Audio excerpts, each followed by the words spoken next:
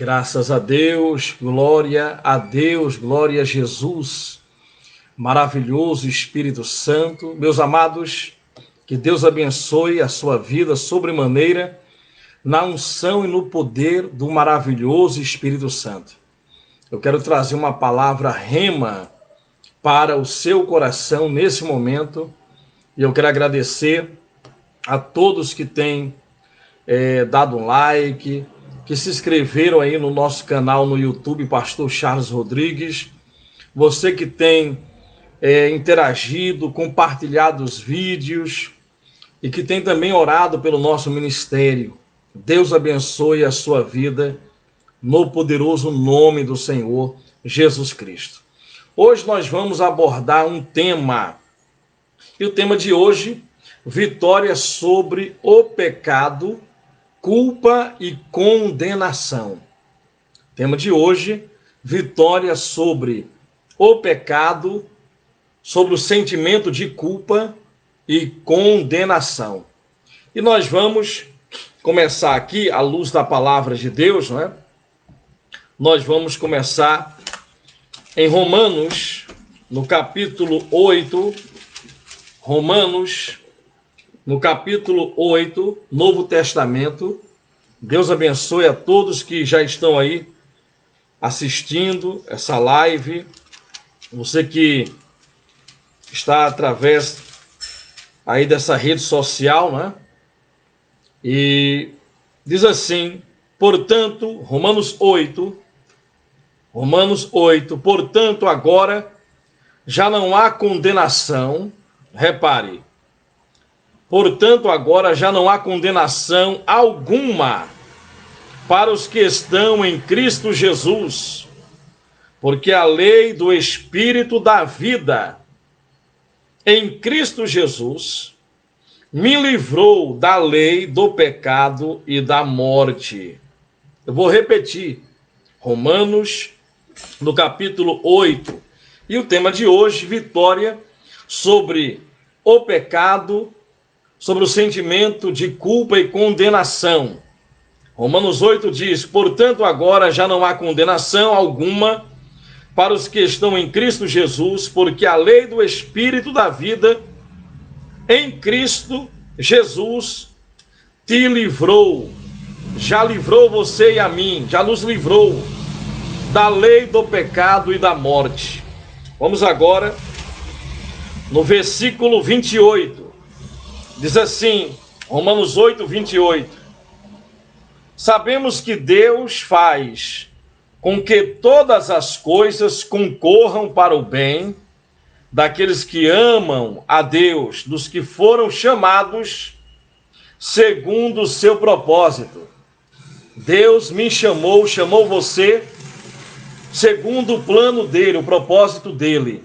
É que às vezes nós queremos fazer o nosso plano, queremos realizar nosso plano.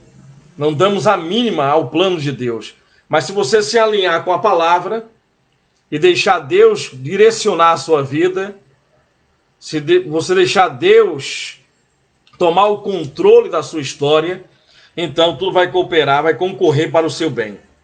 Pois os que conheceu por antecipação, também os predestinou para serem conformes à imagem de seu Filho, a fim de que ele seja o primogênito entre muitos irmãos. Então, qual é a vontade de Deus para a minha vida?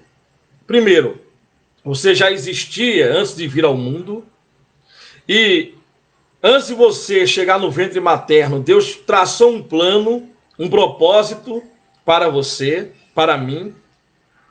E esse propósito, esse plano é para que eu venha me tornar uma pessoa semelhante a Jesus Cristo, parecido com Jesus Cristo. Não importa a função dentro do corpo de Cristo. Se você é a mão direita, a esquerda, se você as pernas, se ele vai usar você para pregar, para operar milagres, se é pastor, se é bispo, não importa que membro você é no corpo de Cristo. Você foi chamado para ser semelhante a Jesus Cristo. O que é que Deus quer comigo na terra, pastor? Qual é o mistério? O mistério está sendo revelado aqui na palavra. Deus te chamou para transformar você, para que você seja uma pessoa parecida com Jesus, para que eu e você andemos como Jesus andou. Então, veja que coisa interessante. Jesus andou em amor, Jesus não andou em derrota, e Jesus, ele, sendo justo, pagou o preço para que eu e você sejamos justificados pela fé nele. Ele pagou o preço, mas foi justificado e ele está assentado à direita de Deus. Nós estamos nesse mundo, Jesus pagou o preço pelos nossos pecados, para que tenhamos o direito à vida eterna, não porque nós vamos fazer algo para merecer. Jesus já fez. Vamos à luz da palavra do Senhor. Veja o que diz aqui, em Romanos 8, versículo 30. E os que predestinou, a eles também chamou. E aos que chamou, a eles também justificou. E aos que justificou, também glorificou. Então nós estamos assentados na glória de Deus com Jesus. Portanto, o que podemos dizer diante dessas coisas? Se Deus é por nós, quem será contra nós? É proteção total. Você está em Cristo, é proteção total. Aquele que não poupou o seu próprio filho, mas, pelo contrário, o entregou por todos nós, como não nos dará? Como não nos dará? Também com Jesus todas as coisas. Ele já nos deu todas as coisas. Quem trará acusação contra os escolhidos de Deus? É Deus quem os justifica. Quem que vai condenar quem Deus justifica? Sabe que sempre você vai ser acusado pelo diabo, sempre. Se você ora 1 hora por dia, Satanás vai dizer, sabe por que você não recebeu essa bênção? Você só orou 1 hora, tem gente que ora 2.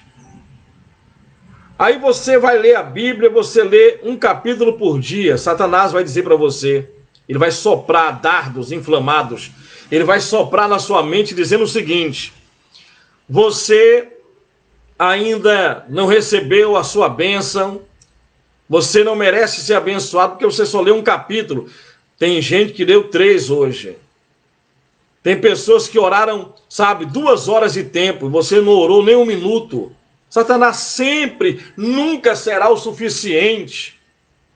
Você ora, você jejua, você lê a Bíblia, você vai à igreja, mas o inimigo da nossa alma vai nos acusar, vai dizer, você só foi à igreja no domingo, mas você pecou ontem, você pensou algo de errado hoje, você teve um sonho erótico, esta noite, você teve um pensamento negativo. Satanás vai acusar. Deus não nos chamou para sermos ministros da acusação, mas sim ministros da reconciliação. Jesus, ele trouxe um ministério de reconciliação, diferentemente do que aconteceu lá no Sinai, quando Moisés subiu o Monte Sinai, está lá em Êxodo 32, a Bíblia diz que ele recebeu as tábuas da lei, ele recebeu a lei escrita pelo dedo de Deus, os 10 mandamentos nas tábuas da lei. Então, esses 10 mandamentos, quando Moisés desce do monte, o povo, acostumado lá com a mentalidade mundana, há 430 anos debaixo da escravatura, pegaram os brincos de ouro, anéis de ouro, derreteram e fizeram um bezerro de ouro. Quando Moisés desce, a ira de Deus cai sobre aquele povo, porque agora já tem a lei. E na lei está escrito que nós não podemos adorar imagens de escultura. Na lei está escrito que aquele que pecar deve morrer. Aquele que cometer pecado deve morrer. Aquele que transgredir a lei deve morrer. Morreram nesse dia 3.000 homens, 3.000 pessoas. A ira de Deus se acendeu. Mas lá no Pentecostes, em Atos 2:2, sabe?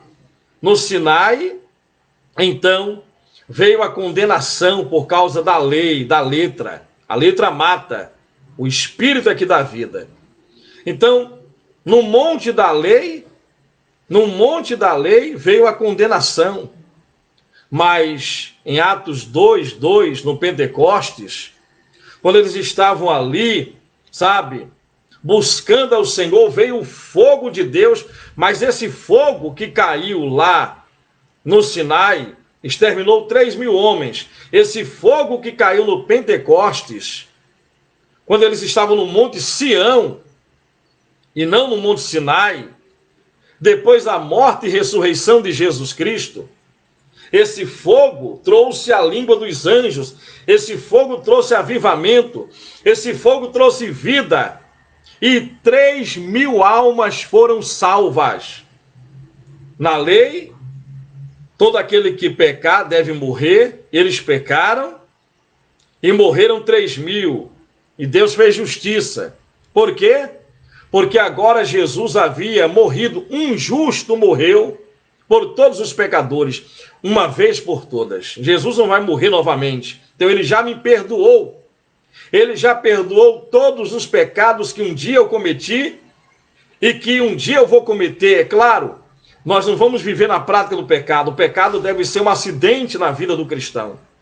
Mas Deus, ele enviou Jesus para nos livrar, nos libertar da lei do pecado e da morte. A vitória contra o pecado, a condenação, a acusação, o sentimento de culpa. Quantas pessoas vivem assim, não é? Com um sentimento de culpa, com medo de Deus, com medo de errar, com medo de apanhar do pai.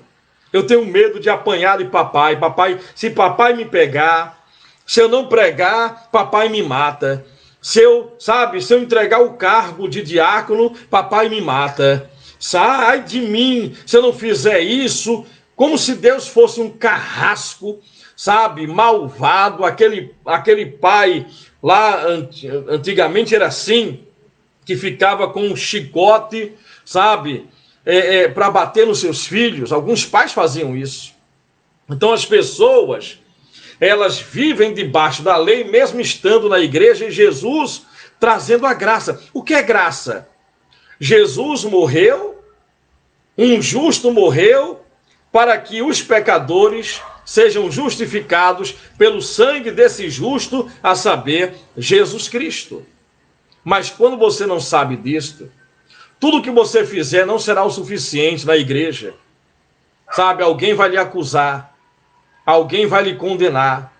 Aquele irmão ou aquele pregador que quer exercer o ministério da lei, mesmo na graça, estamos na graça, mas ele quer exercer o ministério da lei. Então, não pode isso, não toque aquilo, não faça isso, não pense aquilo, isso é condenável, você está em pecado, não manuseie isso, não vista aquilo, e você fica debaixo da lei e não usufrui da liberdade, não para pecar, mas da liberdade que liberta você de todo o sentimento nocivo de acusação, de condenação, da parte do diabo.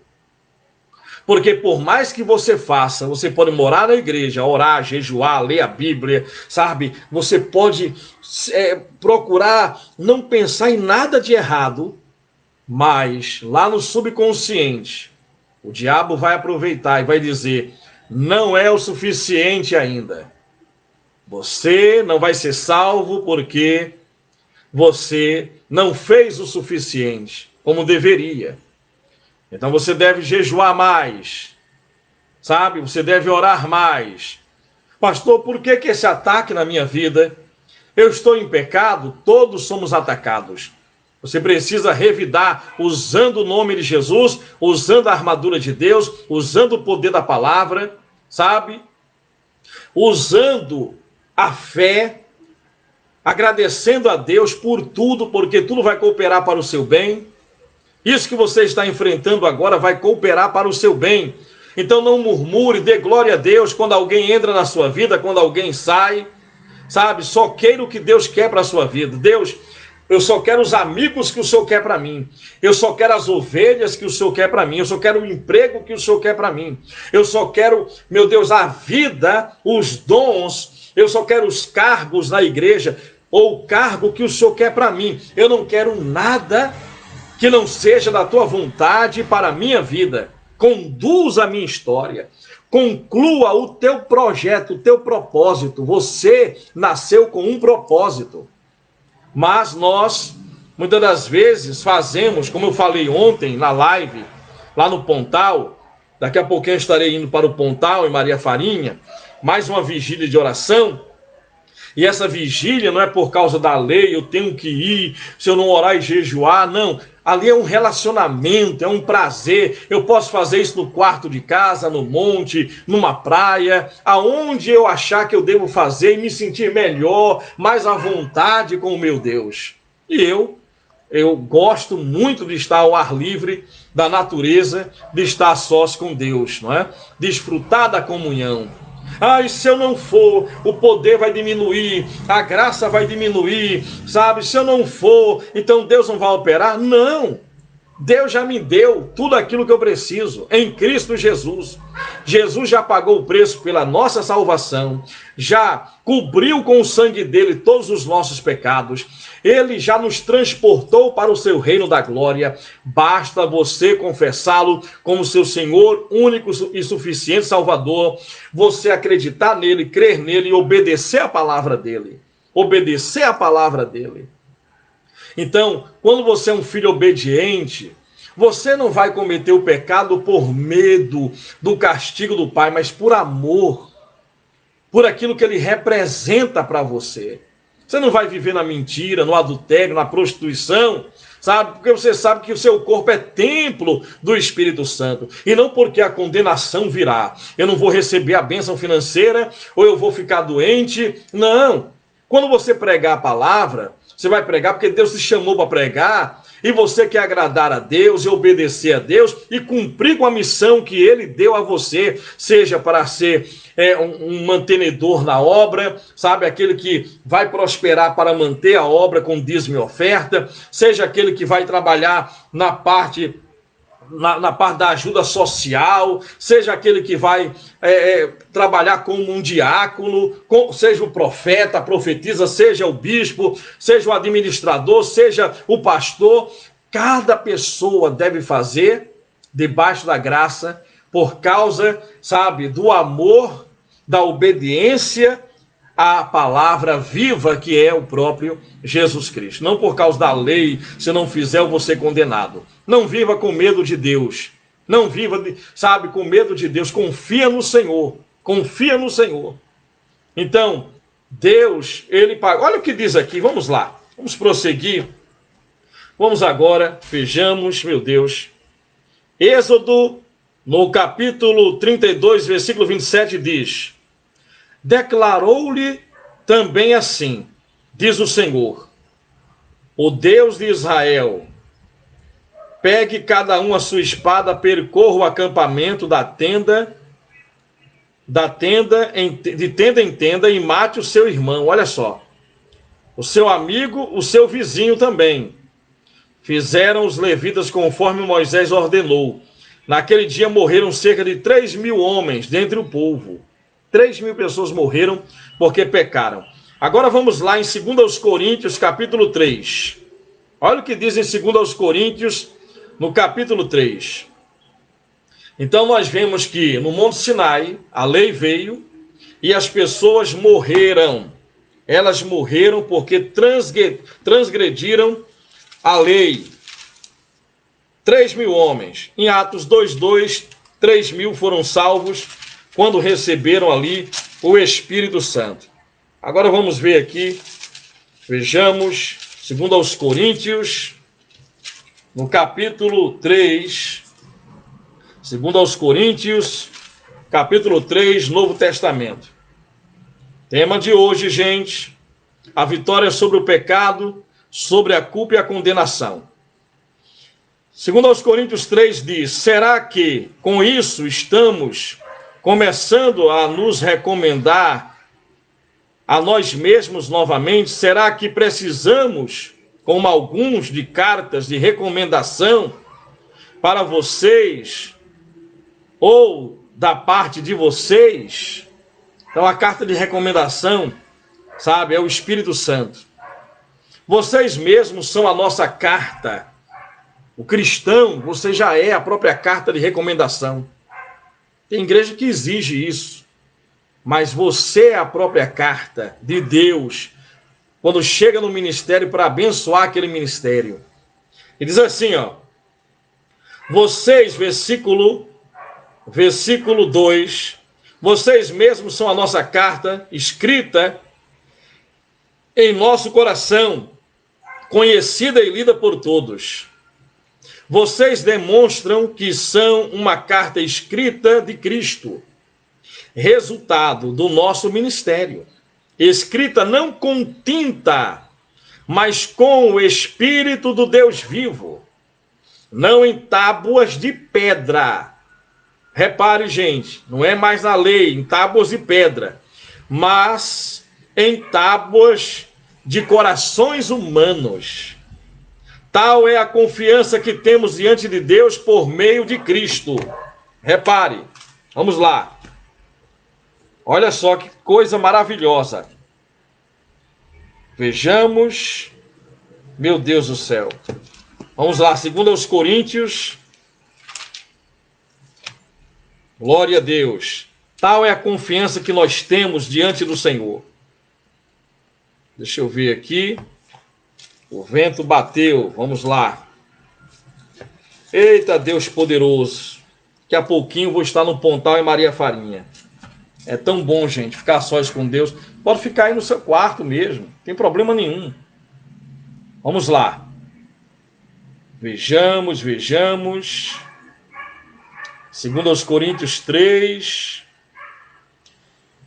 E é por meio de Cristo que temos tal confiança em Deus.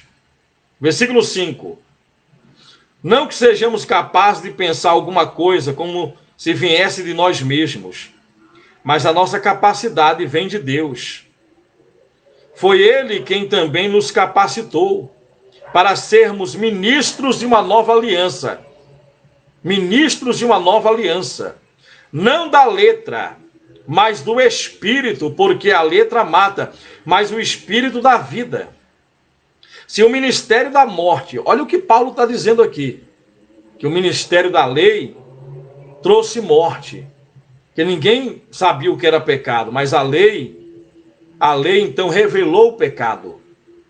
Se o ministério da morte, gravado com letras em pedras, veio em glória, de maneira que os filhos de Israel não podiam fixar os olhos no rosto de Moisés por causa do seu brilho, que estava se dissipando, como não será de maior glória o ministério do Espírito Santo? Porque se o ministério que traz condenação era glorioso, o ministério de Moisés, ministério maravilhoso, glorioso, quanto mais glorioso ainda será o ministério que traz a justiça. Pois, na verdade, o que foi glorioso deixou de sê-lo, em comparação com a glória extremamente maior que é o ministério de Jesus Cristo. Não o ministério da lei, mas da graça. Porque se o que estava se dissipando era glorioso, muito mais glorioso será, repare, muito mais glorioso será o que permanece, que é o ministério de Jesus Cristo, é eterno, é o ministério da graça. Tendo, pois, tal esperança, valemo-nos de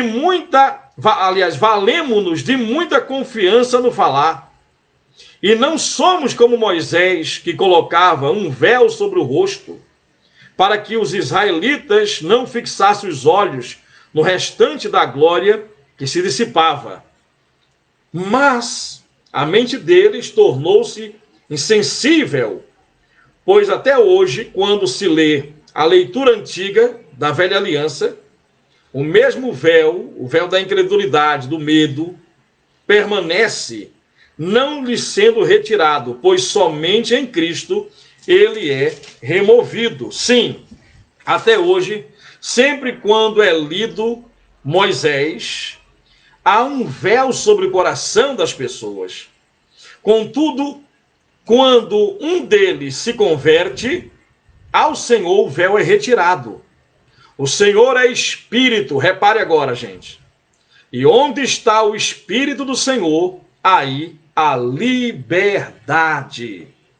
Mas todos nós, com o rosto descoberto, refletindo como um espelho a glória do Senhor, somos transformados de glória em glória na mesma imagem que vem do Espírito do Senhor.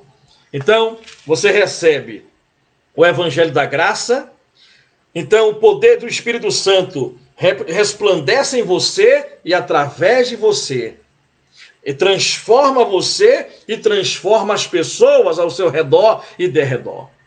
Não viva com medo de Deus e debaixo de condenação. Por mais que você faça, nunca será o suficiente.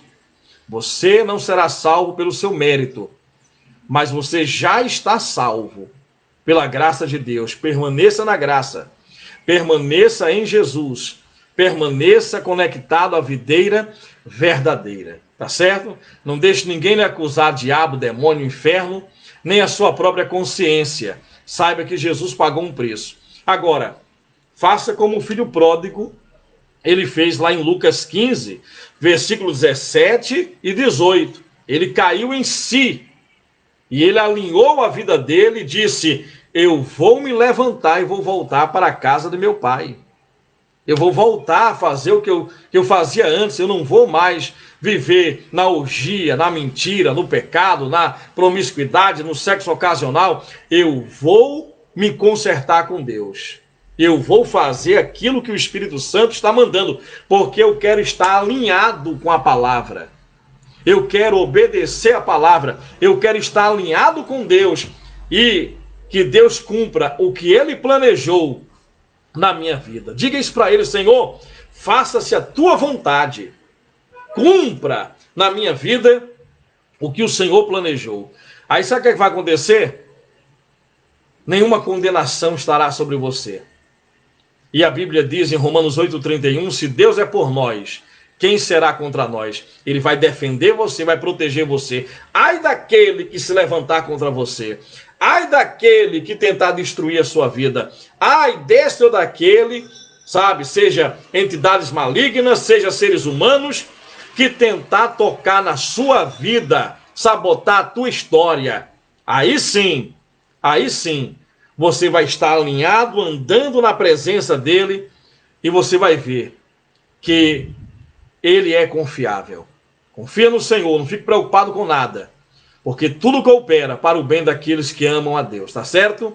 Deus abençoe a todos. Emmanuel, Deus conosco.